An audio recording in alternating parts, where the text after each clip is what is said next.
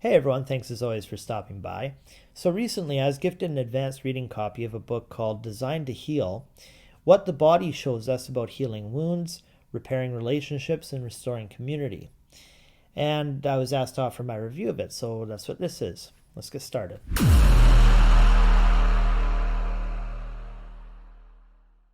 Alright guys, so this is what I had written in my review. Designed to Heal is definitely positioned on the better side of bad, but the bad side of amazing. Let me explain.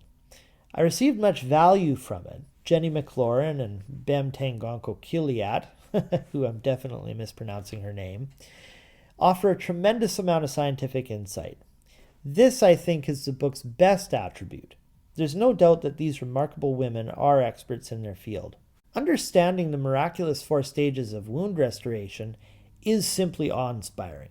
McLaurin, as the narrator, then moves into a slightly metaphoric realm, drawing parallels between the way our bodies heal and how communities recover from trauma.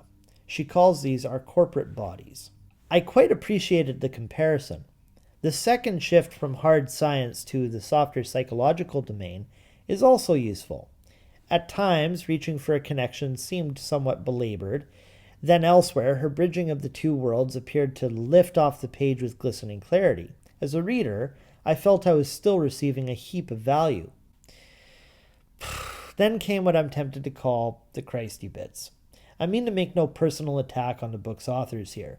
They demonstrated a great level of vulnerability and depth. My heart went out to them as they shared intimate accounts of personal tragedy and weakness. And that takes character. I did feel, however, that lurking behind this third movement, from science and social psychology to church life, redundant and driven by a proselytic agenda. I don't mean to be harsh, but that was my honest impression. It might have been different if I was warned, so to speak, in the description. I still would have likely read it, only now prepared for a strong Christian perspective. Despite being an atheist, I can still recognize merit in that. Bill Haslam's recent release, for instance, was entirely about personal faith, and I enjoyed it immensely. I realize that Designed to Heal has already gone out to publication, but for future projects, I'd strongly recommend bearing this in mind. At least make some indication in the description. The delivery landed somewhat ingratiating. As mentioned, I still received some value out of this book. I'll likely frame a couple of YouTube videos around it, but 3 out of 5 stars would be my rating for this. Many thanks for the advanced copy. I do appreciate it. Hey everyone, I hope you liked this video. If you want more like the one you just watched, click the suggested video on this screen.